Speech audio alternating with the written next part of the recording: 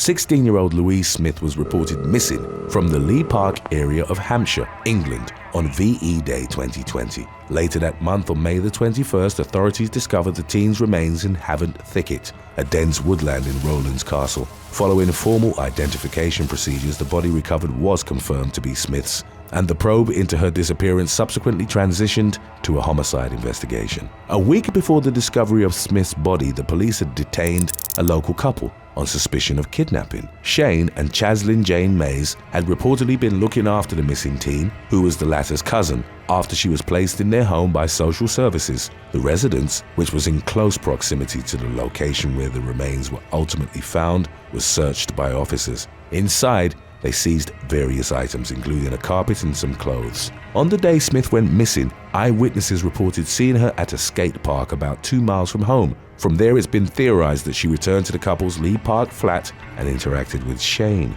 whom she then accompanied into the woodland via a path that wasn't being recorded by surveillance cameras. A couple of hours later, Shane emerged from the woods and went about his life as though nothing had happened, telling relatives and investigators alike that he hadn't seen the victim. The man whom Smith had once expressed a desire to call Dad allegedly beat the teenager senseless before abusing her and burning her remains. In court, Shane was described as having an IQ at the extremely low range of 63, meaning 99% of people his age possess a higher functioning mind than he does. Though further investigation led to Chaslyn Jane being released without charge, Shane was held in custody for murder. Then, in December of 2020, he was convicted of the crime and consequently sentenced to life in prison, with his minimum term set at 25 years.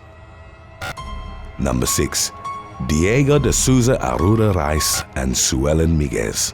After initially emigrating to Britain in 2014, Brazilian couple Diego de Souza Arruda Reis and Suellen Miguez teamed up to create one of the largest drug trafficking networks in the UK. Details of the married duo's intricate criminal enterprise began to trickle out following their arrest in 2018. With Reis serving as the drug ring's leader, he and Miguez reportedly provided a dial-for-drugs delivery service with a crew of 30 moped delivery drivers who were dubbed the Asphalt Angels. Although the couple were described as the masterminds behind the illegal activity, they did their best to stay as hands-off from the day-to-day operations as possible. Through trusted lieutenants organized in different WhatsApp group chats, Reis and Miguez were allowed to use the proceeds from the drug ring to fund their lavish lifestyle without actually committing the crimes themselves. They rented a mansion on the exclusive estate of St. George's Hill in Weybridge, Surrey, which was called a haven for Russian oligarchs, Arab oil tycoons, and VIPs. The couple also reportedly had a riverside apartment in central London, raced around in high-end sports cars, and took vacations to luxurious locations abroad, including the Greek islands. While on the surface they led lives that most of their contemporaries would envy, Reis and Miguez were only afforded such opulence because they were making millions from their sophisticated drug ring, labeled Britain's biggest. The illicit items they offered, which included ecstasy, cocaine, and GBL, were reportedly advertised through social media. The squad of moped drivers would pick up sealed envelopes packaged with the drugs inside from one of 3 short-let Airbnb properties that served as bases. Upon completing the deliveries, they would return to base with the cash they got from customers and would be issued a fine if they were late. The couple kept detailed spreadsheets which indicated their operation moved £2.5 million worth of drugs between 2016 and 2018. British authorities finally caught wind of the situation in the summer of 2018 when they seized large quantities of drugs from 5 different storage units. The first suspect arrested was a 22-year-old gang member by the name of Isabella Braga da Silva. She was taken into custody with £500,000 worth of illicit substances in her car. Shortly thereafter, Reis was apprehended in Spain. His wife was captured a few days later after she left a self-storage unit in Battersea, southwest London, with £100,000 worth of heroin in her handbag. The individual who supervised the drug courier business, 27-year-old Bernardo Sales, was also arrested, as was Bristol-based Carlos Lebardi da Silva, aged 35. The latter reportedly laundered the gang's money and managed wages. They and the other gang members taken into custody were all given varying sentences as punishment. In March of 2021, Rice and Miguez were jailed for 13 years each. Number 5. Zechariah and Chelsea Schmidt. In the early hours of Christmas Day 2020, a woman was gunned down in the 2700 block of South Hunter Road in Indianapolis, Indiana. The city's Metropolitan Police Department dispatched officers to the area where they found 40-year-old Tiffany Allen suffering from critical gunshot wounds. Paramedics pronounced her dead at the scene. Although details regarding the circumstances that led to the incident were sparse, local homicide detectives were able to ascertain the identities of the married couple responsible. 35-year-old Zechariah Schmidt and his wife Chelsea, aged 25, were accused of carrying out the fatal shooting for reasons unknown. As of the latest developments, the Marion County Prosecutor's Office was still reviewing the case before making a final decision in regards to how the couple would be criminally charged. Number 4. Cherry Brook Crime Ring. On the morning of April the 8th of 2019, Australian authorities raided the Cherry Brook residence of a married couple accused of running a multi-million-dollar drug and gun ring out of Sydney's northwest. Investigators began looking into the couple, described as having a 36-year age gap between them. The previous year, that April, the police reportedly seized 1.9 kilograms of crystal meth with an estimated street value of $1.9 million from the pair's clandestine lab at an Airbnb property in Camperdown. The alleged crime enterprise was spearheaded by a 77-year-old man, identified in some reports as David Shen. The latter's 41-year-old wife, who wasn't named, also faced legal repercussions in the raid's aftermath. In addition to the drugs, New South Wales police also recovered 14 firearms ranging from antique pieces to military-grade weapons, which held a reported street value of approximately $200,000. Shen and his criminal associates would sell the crime ring's illicit commodities at parks and shopping centres around Sydney. One such location was a high-end day spa in Double Bay, where authorities seized several items. Shen was charged with 18 criminal counts, including unlawfully selling firearms, manufacturing drugs, and knowingly directing a criminal group. His wife, meanwhile, faced a litany of gun-related charges, as did an unnamed 45-year-old man associated with the couple. Number 3. Yao Young Lin and Clifford Oxios. In early 2020, a Florida couple were arrested after it emerged that they were operating an illicit escort business out of their massage parlor. The establishment, located at 7337 Southwest 107th Avenue in Kendall, was known as Good Massage, but its owners Yao Ying Lin and Clifford Oxios reportedly advertised it as Asia Massage. While investigating the place, detectives immediately noticed that it was being patronized solely by men. Female workers would enter the building in plain clothes before allegedly putting on more revealing outfits once inside. During the course of 4 separate on-site sting operations, Good Massage employees offered undercover police officers intimate favors in exchange for additional payment. When the authorities had gathered enough evidence to obtain a warrant, they conducted a search of the premises, which turned up a reported $260,000 in cash. Court-authorized tracking devices helped investigators determine that Lin and Oxios were laundering their money and had reportedly processed roughly $1.5 million in cash and credit card charges through various bank accounts while the illicit business was in operation. Both Lin and Oxios were arrested on a number of criminal charges, including racketeering, money laundering, and unlicensed practice of massage, all of which were categorized as felonies of varying degrees. Number 2. Anuj and Leslie Chopra. In February of 2017, a Michigan couple faced disturbing allegations from a concerned parent who accused them of soliciting teenagers for intercourse. Anuj and Leslie Chopra, both in their early 40s, were taken into custody at their home in Hudsonville. According to police records, the Chopras used their 16-year-old daughter to get in touch with other teens. They contacted 2 of her friends, whom they tried to entice into having intimate relations with Leslie so that Anuj could film it. As part of the investigation, detectives reviewed thousands of messages exchanged between the couple and their teenage targets. The texts were allegedly riddled with explicit material, some of which Leslie sent to the victims through Snapchat. Although the couple's behavior proved understandably alarming for members of their community, local authorities did reiterate their belief that none of the inappropriate activity planned by the Chopras actually ended up happening. Anuj faced human trafficking charges, while Leslie was hit with counts of distributing explicit material to minors and using a computer to commit a crime. In May of the following year, Ottawa County prosecutors dismissed the couple's charges. Their attorney claimed that significant exculpatory evidence had led to the dismissal and that the alleged victims had been coached to maintain their false stories by corrupt officials who sought to have the Chopras taken down. Before we continue with number 1, and if your daily They Will Kill You cravings haven't been satiated yet, then be sure to stay tuned right after to watch our earlier release on When Fiancés Go Wrong. Number 1. Jacob Patrick Crones and Adeline Esmerelda Aparicio Rodriguez.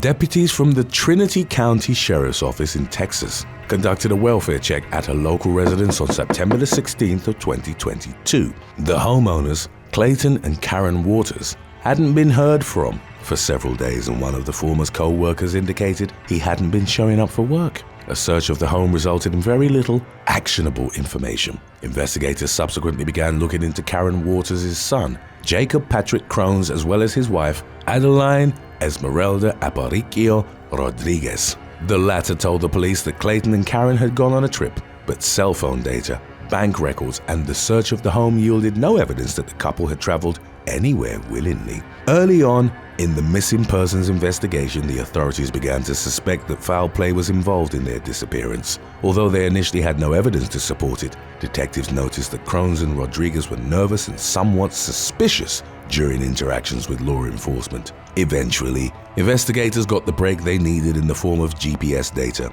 Karen Waters' phone was still transmitting its coordinates and seemed to be following the same route Crones would take to get home. The man and his wife started to panic, and when they were subsequently arrested for tampering with evidence, they finally caved. They admitted to luring Crones' mother to his house, where she was chained, gagged, and held prisoner for several hours before she was murdered. Clayton Waters was killed shortly thereafter, and the couple proceeded to cremate both of the bodies in a fire pit set up in Crones' backyard.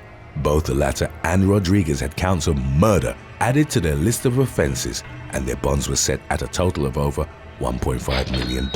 The couple claimed that Clayton had hired them to kill his wife, and that they'd ended up killing him as well during an argument that flared up. As of the most recent updates, investigators were still looking into those claims. Number 7. Jessica Strom. In October of 2014, Wisconsin man John Shelfeffer, then in his early 50s, told a media outlet that he still loved his former fiancée, even though she'd allegedly tried to have him killed. He and Jessica Strom had met 7 years prior at a bar where she was waiting tables. They were both divorcees, and a romantic relationship developed. It was turbulent at times, but it endured, as Strom and her children eventually moved in with Shelfeffer. Over the course of their relationship, both had accused each other of being abusive. Strom filed a restraining order against Shelfeffer, while he reported that her violence towards him ranged from punches to stomping on his foot with a high-heeled spiked shoe. A culmination and confirmation of their tumultuous romance came during a restraining order hearing, when Shelfeffer proposed to Strom in front of a judge, and she accepted. Even so, in February of 2014, the 33-year-old met up with a former classmate at a cafe in Warsaw. Strom offered intercourse and $1,000 to the 24-year-old would-be hitman. She told him to buy a gun off the street and to blow his brains out, in reference to her fiancé, even suggesting he use a potato as a suppressor. Unbeknownst to Strom, the man she'd approached about the killing was actually an informant for the local police department. He contacted the authorities and the woman was arrested. She claimed that the entire conversation was meant as a joke and a form of drunken venting, but nonetheless accepted a plea for solicitation to commit first-degree intentional homicide. Strom would spend at least 3.5 years in prison. She was also interviewed by the media and said that she still loved Shelfeffer and she would have never gone through with the murder plot. The targeted fiancé echoed the same sentiment, referring to the incident as Strom's mental drama and proposing that instead of prison, she be sent to a mental health facility. Number 6. Colton Barnes. In July of 2020, a Nebraska man was arrested on charges of first-degree murder, animal cruelty, child abuse, and tampering with evidence. Colton Barnes and Kayla Matulka had gotten engaged in March and were due to get married mid-fall.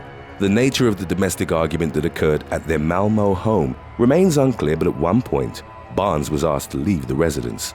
By his own admission, he'd sent the victim a text message, which he then deleted from her phone, threatening to kick the door down. After regaining entrance to the home, Barnes forcefully and repeatedly stabbed his 27-year-old fiancée and her dog, a black Labrador named Diesel, before fleeing the premises. Both succumbed to their extensive injuries. Matulka had 2 children to whom Barnes would have become a stepfather. The murder scene was discovered by the victim's 11-year-old son, who then ran to a nearby home and asked a neighbor for help, telling him that he thought his mother was dead. A 911 call was placed at around 9:30 a.m. Footage from a surveillance camera pointed to Barnes as the main suspect, and he was arrested a few hours later. Upon being taken into custody, he told the officers, "I wish I could have stopped myself," and also claimed that he thought about taking his own life as well. He was held without bond at Saunders County Jail. In spite of the substantial evidence against him, Barnes pleaded not guilty. His trial is ongoing. Number 5. Dominic Evans. In January of 2019, an Englishman allegedly fell asleep behind the wheel and crashed his car, resulting in the death of his fiancée. Kaylee Gill and Dominic Evans, both in their early 20s, had been together since their early teens and planned to get married the following year. The couple had 2 children who were in the back seat at the time of the crash. They'd just returned from a family holiday to Egypt and were traveling on the M5 near Columpton, Devon. Their Nissan Juke was seen veering across the motorway before crashing into a lorry. 22-year-old Gill was the only one to be extracted from the wreckage in critical condition, as Evans and the children hadn't suffered serious injuries. The young woman was taken to Derriford Hospital, where she passed away 4 days later. Evans, who reportedly had no memory of the accident, subsequently appeared at Exeter Crown Court, where he admitted to causing death by careless driving. He was given a 12-month driving ban and a jail sentence of 8 months, suspended for 2 years. Number 4. Kendrick Akins. In early January of 2020, just days after proposing to his girlfriend, a Houston man shot and killed her, following an argument about car issues. Kendrick Akins and Dominic Jefferson, both in their 30s, had been dating for about 3 months before he proposed to her on New Year's Eve. Jefferson and an unnamed woman were outside the couple's home and getting ready to pick up the latter's boyfriend from work. Jefferson's car wouldn't start, and as Akins came outside to ask about the issue, his fiancée shouted at him not to touch her car. In the rapidly escalating argument, Akins reached for his gun. According to eyewitness reports, his fiancée dared him to shoot her. He then pointed the weapon at Jefferson's chest and fired a single round, killing her. A neighbor heard the gunshot and, as he approached the scene, encountered Jefferson, who fired once in his direction. The neighbor survived by diving into nearby bushes and playing dead, hoping that the shooter wouldn't return. Akins fled the scene after grabbing his fiancée's cell phone and was later arrested. He had 2 prior convictions in Harris County for aggravated assault and felon in possession of a weapon. Akins asked to be put in protective custody as the victim had brothers in the county jail and he feared retaliation. He was charged with murder and aggravated assault with a combined bond set at $225,000. Number 3. Philip Keller. In May of 2021, MMA fighter Philip Keller of Florida was arrested and charged with first-degree premeditated murder after shooting his fiancée while high on MDMA. 39-year-old Keller was known in the MMA community after competing under the Titan FC banner, where he suffered 3 losses from 2019 to 2020. He'd called 911 at around 11 a.m. to report that his girlfriend, Alicia Red Campitelli, was not breathing and that someone had possibly broken into their apartment. 35-year-old Campitelli, a well-known local piercing artist, was already dead as first responders arrived at the scene. She had been shot twice, and hours before Keller called 911, at least one resident reported hearing the sound of gunshots. Surveillance footage would show Keller making multiple withdrawals using Campitelli's debit card after he'd killed her. The fighter then called an acquaintance and shared details of the murder, including where he'd disposed of the gun. The acquaintance contacted investigators, who set up a monitored phone call. Keller was recorded saying, "I killed her, bro," and went on to mention he was severely intoxicated at the time of the murder. After the authorities heard the confession, and as deputies were closing in on Keller, he attempted to evade arrest by jumping into a creek on Merritt Island, but was ultimately taken into custody. Today's topic was requested by Sal Denin. If you have any other topics you'd like to learn about, subscribe and let us know in the comments section below. Number 2. Alexander Voronin. Mere days before their wedding, Russian man Alexander Voronin brutally murdered his fiancée, 26-year-old Marina Pankratova. She had already bought her wedding dress and was prepared to spend the rest of her life with the same man who would violently end it. In 2020, the woman's half-naked body was found at the Moscow apartment they shared, where Voronin had subjected her to what was reported as a 3-hour-long onslaught. Her face was disfigured and her skull was fractured by dozens of strikes with an unidentified object, suspected to have been the blunt part of an axe. Her limbs were covered in wounds, some of which had been inflicted by punches and kicks. Voronin's mother was the one who discovered the gruesome killing. In the ensuing investigation, CCTV footage showed the 25-year-old beating Pankratova before they got home, and no one else was seen entering the apartment prior to him leaving it. The police interviewed 5 of the man's former partners, all of whom claimed he'd been abusive. One woman reported that in a fit of rage, he tied her to a chair and threatened to throw her child out the window. Voronin, a travel agent, had initially tried to flee abroad, but was prevented from leaving Russia by pandemic travel restrictions. He was persuaded to surrender by his father, Nikolai, an ex-KGB security service officer. Voronin, who in court claimed that he didn't remember anything, was ultimately sentenced to 14.5 years in prison. Number 1. James Addy. In 2018, the body of Molly Watson was found on a gravel road in Monroe County, Missouri. She'd been shot, execution style, in the back of the head. In April of that year, she was supposed to marry her fiancé, James Addy, whom she'd been dating for 7 years. However, it would have been an illegal union, as Addy, a man in his 50s, was still married to Melanie, his wife of 23 years, with whom he shared a daughter. For years he'd been living a double life, and his family was completely unaware of his 35-year-old fiancée's existence. Then, as he became a murder suspect, his family man facade unraveled. A blood-spattered t-shirt was found at the scene, covered in Watson's DNA. It was an instrumental piece of evidence, as Emma, Addy's daughter, told investigators that she'd made the t-shirt, effectively tying him to the killing. Tire marks at the scene matched Addy's vehicle, and an empty box of ammunition retrieved from the same area was identified by a firearms expert as matching ammo found in his home. During his trial, Addy, who maintained his innocence, put forward a story about an ex of Watson's who'd supposedly been stalking her and who could have been responsible for her death. No evidence was presented in support of his allegations. A prosecutor argued that Addy's actions destroyed 2 families, the family of his victim, Molly Watson, and his own. He was sentenced in July of 2021 to life in prison plus a decade. Thanks for watching. Would you rather try to rob a convenience store with your significant other, or smuggle your 6-year-old nephew onto a roller coaster famous for its diabolical drops? Let us know in the comments section below.